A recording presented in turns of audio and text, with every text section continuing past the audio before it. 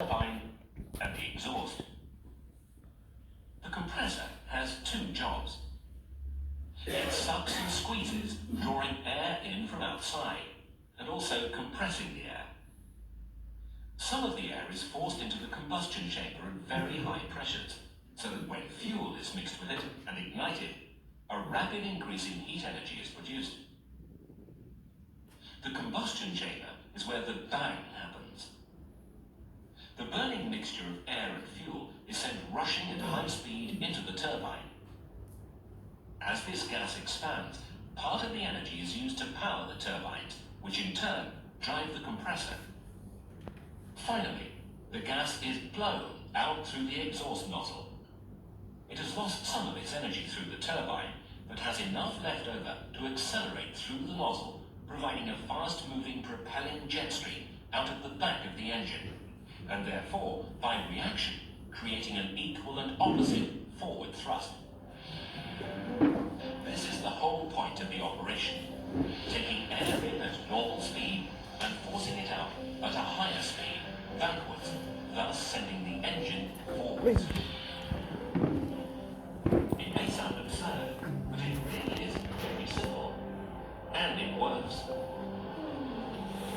It is important to remember that these individual stages form a complete and continuous working cycle, a constant generation of power.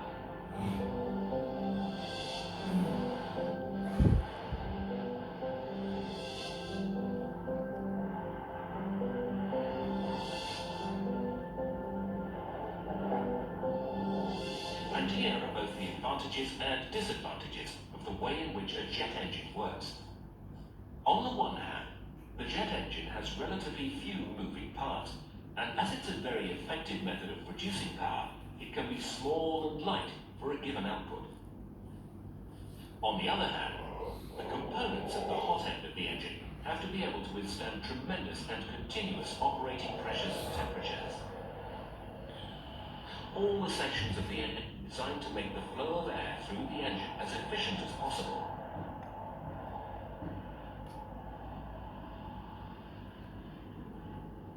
The compressor does this by having both rotating and stationary blades, or rotor and stator blades.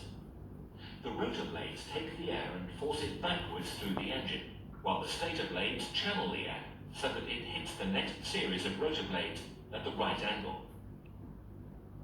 As the air is pushed through the compressor, the space available for it is reduced and gets literally packed in, so much so that compression ratios of up to 40:1 are possible. The compressor is driven by the turbine. One turbine can drive the whole compressor, but now there are often 2 or 3 turbines in an engine, each with a separate shaft that rotates a different section of the compressor. The fact that the sections can then rotate at different speeds means it is easier to maintain the correct overall flow of air through the engine, and the entire engine can be made shorter and stiffer. When the air reaches the combustion chamber, it's at a pressure approaching 600 psi, and it's traveling at more than half the speed of sound. Fuel is difficult to burn under these conditions, so a combustion chamber provides the correct environment, an area of more slowly moving and swirling air that is sprayed with fuel. This mixture will ignite, and the increase in heat energy is quite considerable. The burning gas can be as hot as 2,100 degrees centigrade, and at this sort of temperature, the metal the turbine blades are made of will melt. However, cooler air continues to be mixed with the burning gas to lower its temperature before entering into the turbine. And more cool air that had not been taken through the combustion chamber but diverted for cooling purposes brings the operating temperature of the turbine blade down to a more manageable 1,000 degrees or so. In some ways, the turbine is the compressor in reverse. Nozzle guide vanes channel the gas onto the turbine blades, which are shaped so that the gas flowing over them is used to generate the optimum power. The blades are slotted onto a disc which rotates the shaft that is connected forwards to the compressor.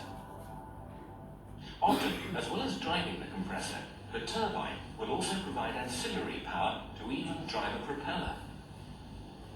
It is vital that turbines are perfectly designed and manufactured. Just this one stage, the high-pressure turbine can generate up to 70,000 horsepower, at which point the blades will be spinning at 1,500 feet per second. That's over 1,000 miles per hour. Alright, that's enough. Okay, who can say that back to me verbatim, word for word?